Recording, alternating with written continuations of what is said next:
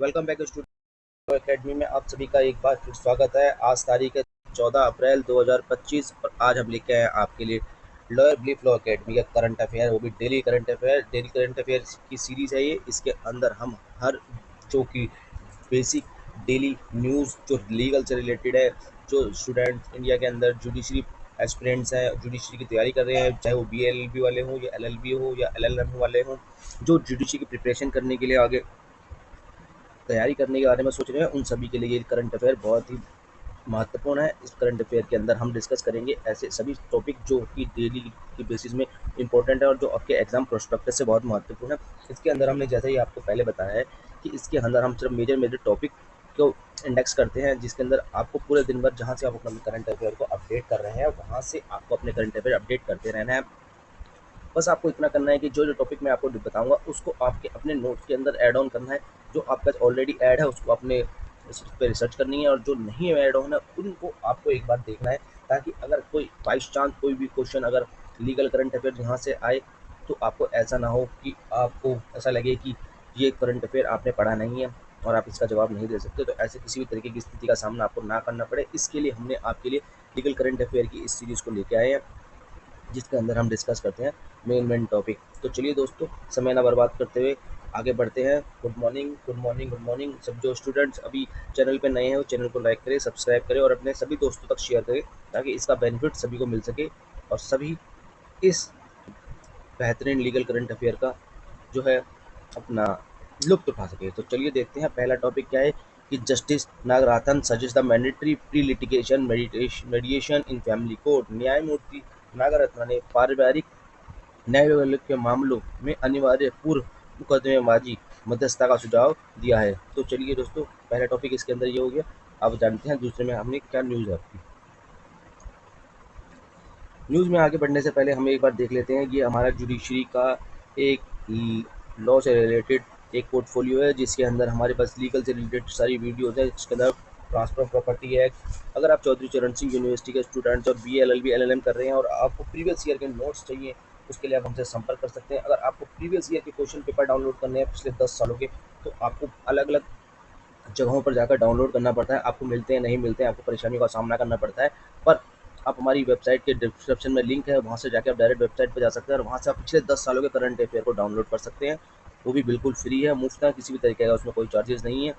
अगर अगर आप फेसबुक पे आए हैं तो फेसबुक का हमारे चैनल है, इसको लाइक करें, सब्सक्राइब करें और अपने कमेंट करके बताइए हमें कि आपको नेक्स्ट टॉपिक किस पे डिस्कशन करना है। आपको किसी चीज़ की अगर रिलेटेड किसी भी तरीके की समस्या आती है, अगर आपको नोट्स चाहिए तो उसके लिए भी आप संपर्क कर सकते हैं। स्क्रीन पे हमारा नंबर दे रखा है 9289322897। इस नंबर पर आप संपर्क कर सकते हैं, मैसेज कर सकते हैं। हम जल्द से जल्द आपको आपके सवालों का जवाब देंगे और आपको कोशिश करेंगे कि आपको आपके एग्जाम से रिलेटेड जो भी नोट है वो आपको प्रोवाइड करें, ताकि आपको एग्जाम में किसी भी तरीके की समस्या ना हो। तो चलिए अब तो देख लेते हैं दूसरा। तो president ought to seek the supreme court is opinion when the governor reserve bill on ground of unconstitutional. Supreme court ने कहा, जब राज्यपाल असंवैधानिकता के आधार पर विधेयक सुरक्षित रखते हैं तो राष्ट्रपति को सर्वोच्च न्यायालय की राय लेनी चाहिए। यह कि सर्वोच्च न्यायालय मतलब सुप्रीम कोर्ट ने कहा इसके अंदर कि जब राज्यपाल असंवैधानिक के आधार पर विधेयक सुरक्षित रखते अपने पास रख लेते हैं तो राष्ट्रपति को सर्वोच्च न्यायालय सुप्रीम कोर्ट से इसकी राय लेनी चाहिए। तो ये कहा था सुप्रीम कोर्ट के अपने एक ऑर्डर में। तो चलिए अब इसके बाद आगे बढ़ते हैं। यहाँ मैंने जैसे आपको पहले बताया कि वेबसाइट का लिंक है, इस वेबसाइट में आप देखेंगे कि यहाँ अलग अलग तरीके की वीडियोस अपलोड कर दी गई हैं। 100-150 के आसपास वीडियो है, आप वीडियो को चेक कर सकते हैं और अपने नोट्स प्रिपेयर कर सकते हैं। बहुत ही बेहतरीन वीडियो है। तो आप चलिए आगे बढ़ते हैं इसके अंदर।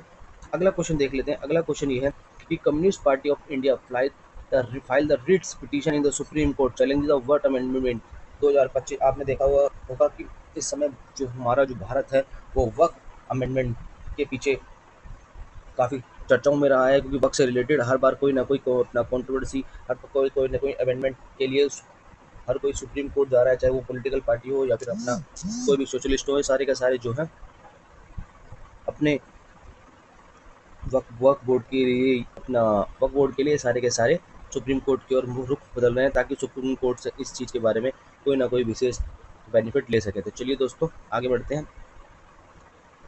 आज का बहुत ज़बरदस्त जो है अगला जो न्यूज़ है वो देखते हैं। जब याचिकाकर्ता ने मध्यस्थता कार्रवाई से सर्वोच्च से वापसी की हो तो मध्यस्थ की नियुक्ति धारा 15 के तहत अनुमति नहीं दिया जा सकती। The substitution of arbitrary can not be allowed to under the section 15 of the Arbitration Act when the petitioner voluntarily withdraw from arbitrary proceeding।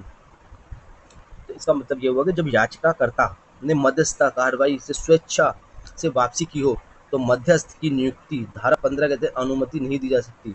तो उसको अनुमति नहीं दी सकती। आप इसको भी नोट कर लें कि सेक्शन जो है हमारा 15 क्या कहता है, द आर्बिट्रेशन एक्ट, क्योंकि यहाँ पे बहुत ही महत्वपूर्ण है ये। यहाँ पे लिखा हुआ है section 15 of the arbitration act. तो आप सभी के सभी मुझे कमेंट करके बताइए कि क्या आपको section 15 of the arbitration act के बारे में पता है, और उसके बारे में मुझे आप 15 से 10 के आसपास के छोटे बुलेट पॉइंट्स हैं जो आप मुझे कमेंट करके बता सकते हैं। स्क्रीन पे मेरा नंबर दिया है, ताकि आप मुझे स्क्रीन पे दिए हुए नंबर पर व्हाट्सएप कर सकते हैं, ताकि मैं चेक कर सकूं आप सभी का कि आपको इसमें कितने हद तक आर्बिट्रेशन एक्ट के बारे में पता है। और उसके बाद अगर आपके कमेंट अच्छे आए और अगर आपको चाहिए कि मैं आपको सेक्शन 15 के बारे में बताऊँ, तो आप मुझे कमेंट करके बता सकते हैं। ज़्यादा से ज़्यादा कमेंट रहेगा तो मैं आपको उसके बारे में ज़रूर बताऊँगा। आप देखेंगे सेक्शन 291, जिन बच्चों को सेक्शन 291 के बारे में नहीं पता है उन सभी के लिए आज का होमवर्क है कि आर्बिट्रेशन एक्ट के अंदर सेक्शन 291 क्या कहता है। तो इसलिए आप सभी से चैनल पे नहीं हैं तो, और चैनल पर अगर अभी भी आए हैं तो अब मेरी प्रीवियस वीडियो जरूर देखें, ताकि उससे आपको पता चल सकेगा कि आज हम जो करंट अफेयर है, लीगल करंट अफेयर की जो सीरीज है आज 14 अप्रैल की है। इससे पहले कि हमने सारे करंट अफेयर 1 अप्रैल से स्टार्ट कर दिए हैं, और मेजर जो हमारे पॉइंट जो कि लीगल न्यूज़ पर रहते हैं उन सभी को इसमें हम देखते हैं। तो अगर देखते हैं अगला है कि 5th पॉइंट की न्यूज़ है, जिसमें कि लिखा हुआ है कि mandate of arbitration under the section 290A of arbitration act can not be extend by the high court only when the arbitrator is appointed by it. अगर हाई कोर्ट ने इसमें जवाब दिया है, हाई कोर्ट ने कहा है कि मध्यस्थता अधिनियम की धारा 29A के तहत मध्यस्थता के आदेश को सर्वोच्च न्यायालय केवल तब बढ़ा सकता है जब मध्यस्थता के लिए मध्यस्थ को उच्च न्यायालय द्वारा नियुक्त किया जाए।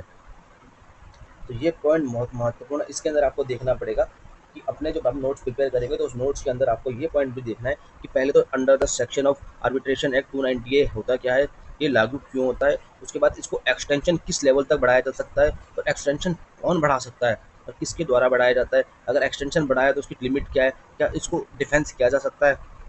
तो ये सारे के सारे पॉइंट आपको उसको डिस्कस करने हैं। तो चलिए अब आगे बढ़ते हैं। अगर आप, मैंने जैसे कि आपको बताया कि अगर आपको PDF डाउनलोड करनी है, CCS के स्टूडेंट्स हैं और चौधरी चरण सिंह के स्टूडेंट हैं, और आप मेरिट सिलेबस के बेस पे अपने LLB वगैरह कर रहे हैं, तो आप सभी के लिए पिछले ईयर से सारे अपने जो करंट अफेयर हैं, लीगल न्यूज़ है, प्रीवियस ईयर के क्वेश्चन पेपर्स हैं, वो सारे के सारे आपको वेबसाइट पे मिल जाएंगे। आप वहाँ से उसको डाउनलोड कर सकते हैं। ये एकदम फ्री है, किसी भी तरीके के चार्जेस नहीं लिए जा रहे हैं इसको डाउनलोड करने के लिए। तो चलिए दोस्तों आगे बढ़ते हैं। अगर आपको उसकी रिकॉर्डेड वीडियो वगैरह चाहिए और ये PPT आपको चाहिए तो आप मुझे कमेंट कर सकते हैं। साथ में स्क्रीन पर दिए हुए नंबर पर आप मुझसे संपर्क कर सकते हैं। मैं इसकी PDF आपको व्हाट्सअप कर दूँगा, ताकि आप इसके नोट्स बना सकें और इसको ऐड ऑन कर सकें। तो चलिए दोस्तों फिर आगे बढ़ते हैं अगले टॉपिक पे। अगला जो है केरला हाई कोर्ट ने बताया इसके अंदर कि केरला हाई कोर्ट ने मीडिया हाउसेस को TRP बढ़ाने के लिए अप्रमाणित और एक तरफा खबरें प्रकाशित करने के खिलाफ चेतावनी दी है। केरला हाई कोर्ट ने मीडिया हाउस को ये कहा है कि आप अगर अपनी TRP बढ़ाने के लिए अप्रमाणित, जो कि न्यूज़, जो कि खबरें प्रमाणित नहीं है और एक तरफा खबरें हैं, को प्रकाशित करते हैं, मतलब पब्लिश करते हैं, तो आपके खिलाफ सख्त से सख्त कार्रवाई की जाएगी। Kerala high court cautioned the media house against the publishing the unverified or one-sided story to boost on TRP। तो आपके खिलाफ एक चेतावनी दी है कि आप ऐसा ना करें। तो चलिए दोस्तों, आज की हमने 6 पॉइंट की खबर को देखा। तो आज इसी के साथ आज की हमारी ये न्यूज़ पूरी होती है, 14 अप्रैल की न्यूज़ पूरी होती है। आज सभी स्टूडेंट्स के लिए एक क्वेश्चन है, जिसका क्वेश्चन इस तरीके से है, what is the section of power of officer appointed as per the CRPC and BNS और CRPC के सेक्शन आपको हमको बताने हैं कि power of officer of appoint करने के लिए कौन सा BNS और कौन से CRPC।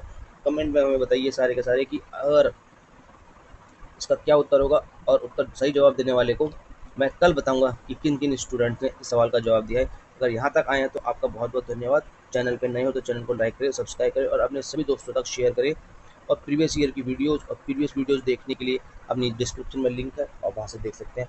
किसी भी तरह की समस्या होने पर, पढ़ाई से रिलेटेड, नोट्स से रिलेटेड, आप मुझे संपर्क कर सकते हैं। नंबर देखा है स्क्रीन पे 9289322897 पर संपर्क कर सकते हैं। वीडियोज़, नोट्स प्रीवियस ईयर के क्वेश्चन, ऑनलाइन क्लासेस, आप इन सबके स्क्रीन पर दिए हुए नंबर पर सेव कर सकते हैं। क्रैश और बहुत जल्दी आने वाला है। आपको अगर क्रैश कोर्स की वीडियो भी चाहिए तो उसके लिए भी आप हमसे संपर्क कर सकते हैं। चलिए फिर मिलेंगे बच्चों अगली क्लास में, तब तक के लिए धन्यवाद। मन लगा के पढ़ते रहिए। जय श्री राम।